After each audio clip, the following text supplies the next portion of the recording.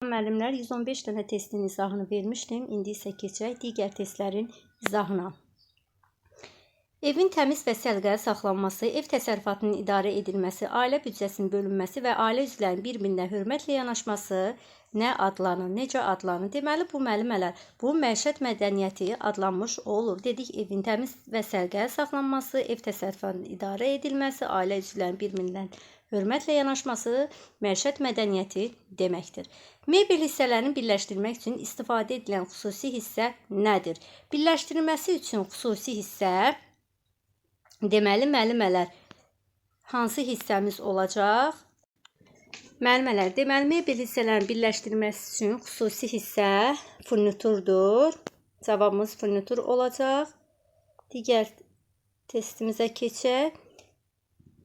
Rəf saxlayıcıları nədir? Düz bucaq altında yerləşən iki metal lövhəcikdən ibarətdir. Onlarla rəf, çərçivə və nəfəsliklərin küç birləşdirmələri bərkidilir. Bu deyil.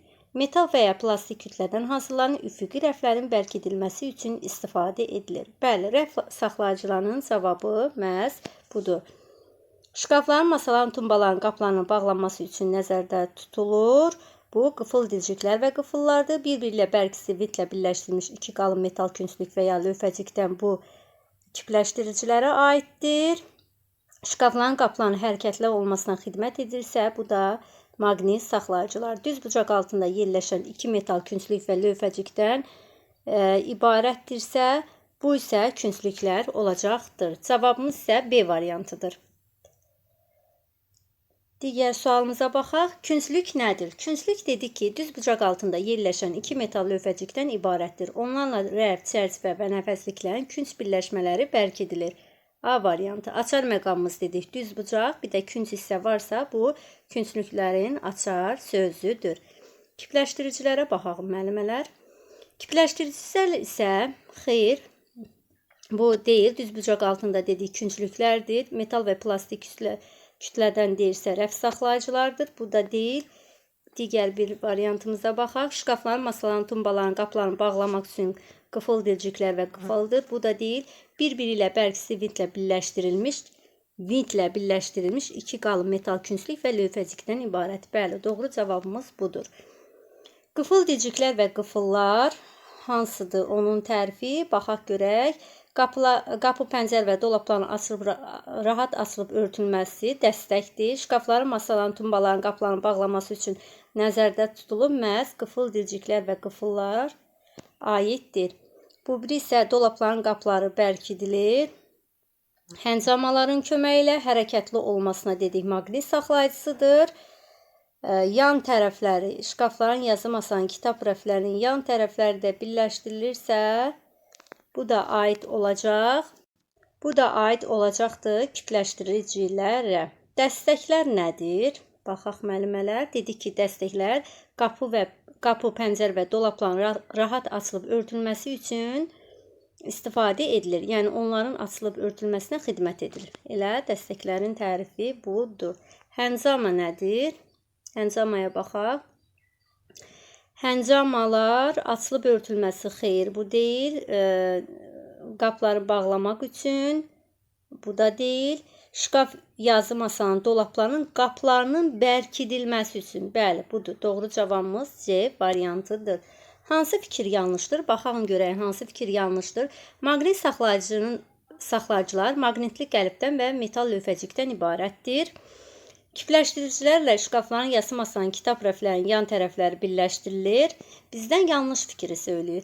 Rəf saxlayıcılar milləri şkafların yan divarlarının bir tərəfli bağlı deşiklərə qurlaşdırılır. Bəli, bu da doğrudur. Dəstəklər qapıların bağlanmasına xidmət edir. Xeyr, dəstəklər qapıların bağlanmasına xidmət etmirdi, açılıb örtülməsinə xidmət edirdi. Məhz yanlış variant budur. Məişət mədəniyyəti nədir? Məişət mədəniyyəti dedik ki, evin təmiz saxlanması, ev təsərrüfatının idarə edilməsi, ailə üzvlərinin bir-birinə hörmətlə yanaşması və ailə büdcəsinin bölünməsidir ki, bu da məişət mədəniyyəti adlanır. Yəni, hamısı doğrudur. Bir sözlə bir tərifi variantlarda parçalanmış formada verilmişdir. Yəni, variantların hamısı doğrudur. Furniturlar mebelə nəyin köməyi ilə bərkidilir? Bildiyimiz kimi, furniturlar mebelə oduncaq üçün şurupların köməyi ilə bərkidilmiş olur. Maqnit saxlayıcının quraşdırma ardıcıllığını deyir. müəyyən edin. Hansı ardıcıllıqla quraşdırılmalıdır? Gəlin ardıcıllığa diqqət yetirək. Birinci nə olacaq? Saxlayıcının lövhəcinin, yəni lövhəciklə qəlbin yeri müəyyən edilir. Bax 2. Bax bu 2. Birinci oldu 2. Gəlin baxaq görək variantlarda 2 variantı hansıdır? 3 dənə, deməli bunları çıxdaş eləyirik. B-dən yeni çıxdaş elədik. 2-dən lövhəcik qəlbin yeri müəyyən edilir. Daha sonra baxaq görək hansı olacaq? Bərkisiz şuruplarla üçün deşiklərin mərkəzi biz ilə nişanlanır. Şuruplar axıra qədər burmadan bərkidilir. Bax bu 1 olan sondan ikinci gələndir. Yəni bunu biz 3-də götürməliyik. Baxalım görək müəllimələr. Bu 1. İndi isə bax çıxdaş yeri yolu ilə tapmaq daha rahat olur. Deməli bizdə bu sondan üçüncü gələn 1-dirsə, deməli bizdə C variantında çıxdaş edirik. İndi isə baxaq görək bunlardan hansı olacaqdır. Birinci, saxlayıcının lövhəciyinin və qəlbin yeri müəyyən edilir. Daha sonra lövhəcik qapıya bərkidilir və saxlayıcının qəlbin yeri elə seçilir ki, qapı bağlı olanda lövhəciklə üst-üstə düşsün. Sonra 1. Bərkisiz şuruplarla üçün deşiklərin mərkəzi biz ilə nişanlanır və şuruplar axıra qədər burmadan bərkidilir. Sonra isə 4. Qəlib lövhəciyin qarşısına dəqiq yerləşdirilir. Sonra şuruplar axıra kimi bərkidilir. Cavabımız oldu A variantı. Çalışın testi işləyərkən çıxdaş yolu ilə işləyin. Onda daha tez testin cavabını tapmış olursunuz. Digər bir testimizə keçək. Mebel furniturları zəifləyən zaman onların təmiri necə həyata keçirilir? Şuruplarla daha kiçik şuruplar yox, daha kiçik şuruplar deyildir. Şuruplar daha böyük şuruplarla əvəz edilir. Bəli, əvəz edilir. Deşiklərə yapışqan sürtülmüş taxta milciklər salınır, köhnə şuruplara taxılır. Bəli, B-dən C-dir. Biz dedik ki, əgər əlimizin altında yeni şurubumuz yoxdursa, bu zaman köhnə şuruplardan istifadə edərik. Yəni, deşiklərə yapışqan sürtülmüş taxta milciklər taxırıq və köhnə şurupları da həmin hissəyə bərkitmək lazımdır. Hansı zaman aralığında sabahınız xeyir demək lazımdır? Səhər saat 11-ə qədər sabahınız xeyir demək lazımdır. Hansı mebel furniturlarını tanıyırsınız? Mebel furniturları dedik ki, mismar mebel furnituru deyil, dəstəklər, künclüklər, rəf saxlayıcıları, qıfıl dilciklər və qıfıllar. B. 131-ci suala baxaq. Bir-biri ilə bərkisi vintlə birləşdirilmiş iki qalın metal künclük və lövhəcikdən ibarətdir. Onlarla şkafların, yazı masaların, kitab rəflərinin yan tərəfləri bərkidilirsə, bərkisli vintdə iki qalın metal künclük, lövhəcik deyirsə, bu zaman biz kipləşdiriciləri götürəcəyik. Metal və plastik kütlədən hazırlanır. Üfüqi rəflərin bərkidilməsində istifadə edilir. Üfüqi rəf deyirsə, məhz bu rəf saxlayıcıdır. Rəf saxlayıcı. Uyğunlaşdırmadır. Baxaq görək, burada uyğunlaşma deyir. Düz bucaq altında yerləşən iki metal lövhəcikdən ibarətdir. Onlarla rəf, çərçivə, künc birləşmələr bərkidir. Düz bucaq altında deyirsə, məhz bu künclükdür. A1-ə getdi. Bir-birlə bərkisli vintlə birləşdirilmiş iki qalın metal künclükdən və ya lövhəcikdən ibarətdir. Onlarla şkafların, yazı masaların, kitab rəflərinin yan tərəfləri bərkidilir. Bu isə kipləşdiricilərə getdi. B4. Daha sonra metal, taxta və plastik kütlədən hazırlanır.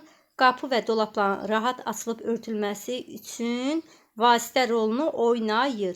Bu isə gedəcək dəstəklərə, 2-yə. Daha sonra şkafların, qapıların hərəkətli olmasına da xidmət edəcək maqnit saxlayıcıları. İndi isə baxaq.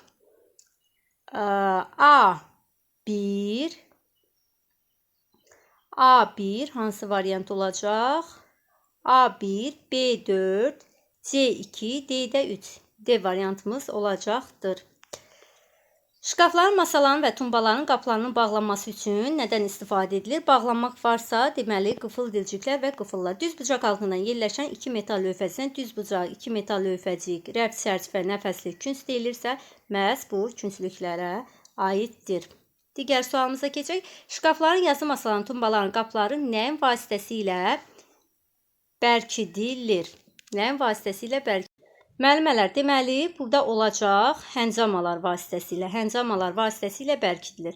Daimi işlərə aid olmayan seçin. Xörəyin hazırlanması daimi işdir.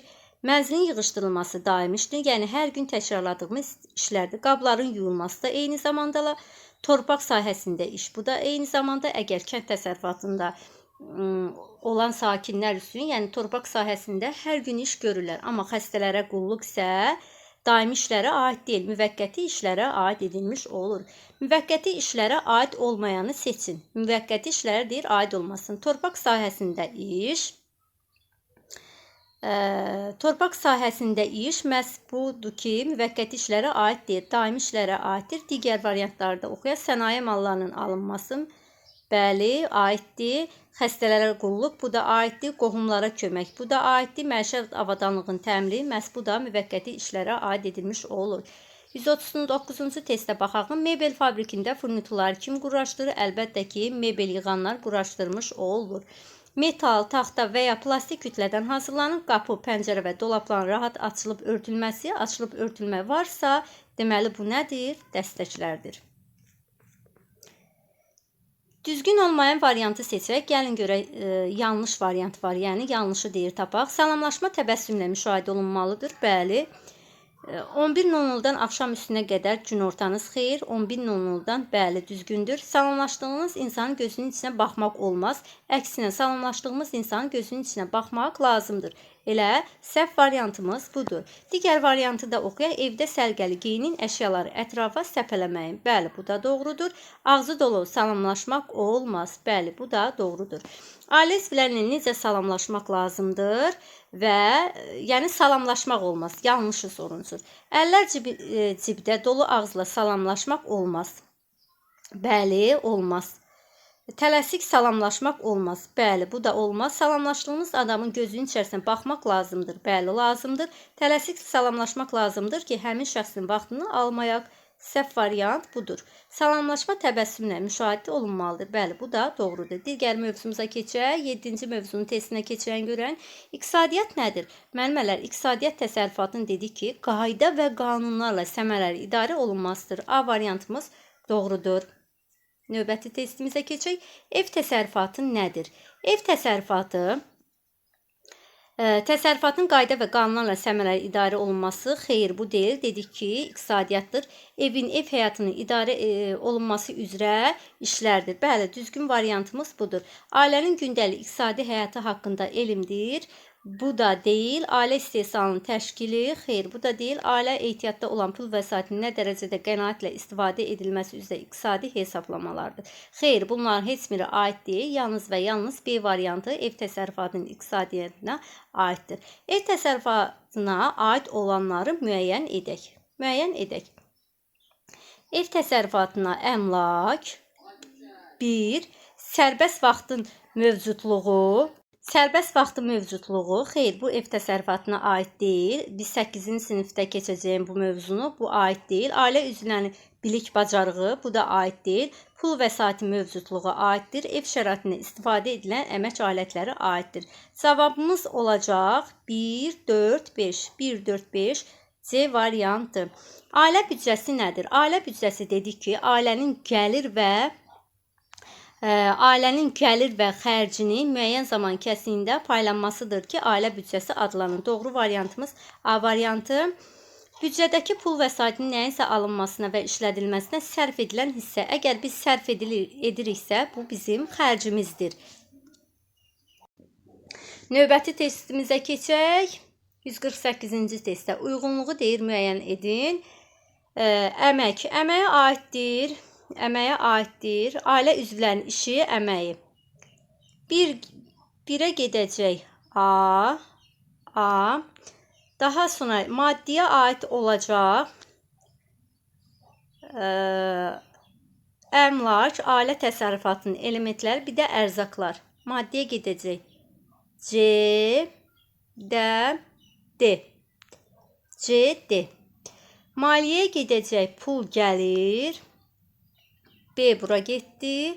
Energetikə də gedəcək, istilik, enerji, yanacaq mənbələri. Y. Variant olaraq uyğunlaşdıraq. 1A, A variantlara baxaq. 1 burada var.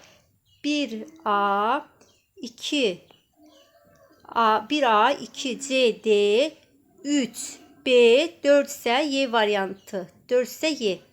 Cavabımız elə Y variantı olacaqdır. Evin ev həyatının idarə olunması üzrə işlər hansıdır? Cavabımız olacaq ev təsərrüfatı. Ev təsərrüfatı C variantı. Verilənlərdən hansı ev təsərrüfatının idarə olunması üzrə işlərə aid deyil? Ev təsərrüfatının idarə olunması. Həyətyanı sahədə iş aiddir. Evin yığışdırılması aiddir. Daha sonra yeməyin bişirilməsi aiddir. Yeməyin bişirilməsi aiddir. Xırda təmir işləri bu da aiddir. Qonaqların qarşılanması isə aid deyil. Qonaqların qarşılanması müvəqqəti işlərimizə aid idi. 151-ci testə keçək. Verilənlərdən biri ev təsərrüfatına daxil deyil. Əmlak daxildir. Əmlak daxildir. Pul vəsaitləri daxildir. Ev şəraitində istifadə edən əmək alətləri bu da aiddir. Ailənin mütləq ödəmələri isə buna aid deyil. D variantımız səhvdir. Ev təsərrüfatının iqtisadiyyatı nədir? Ev təsərrüfatının iqtisadiyyatı ailənin gəlir və xərci müəyyən zaman kəsiklərdə paylanması, xeyr bu deyil. Ailənin gündəlik iqtisadi həyatı haqqında elmdir. Doğru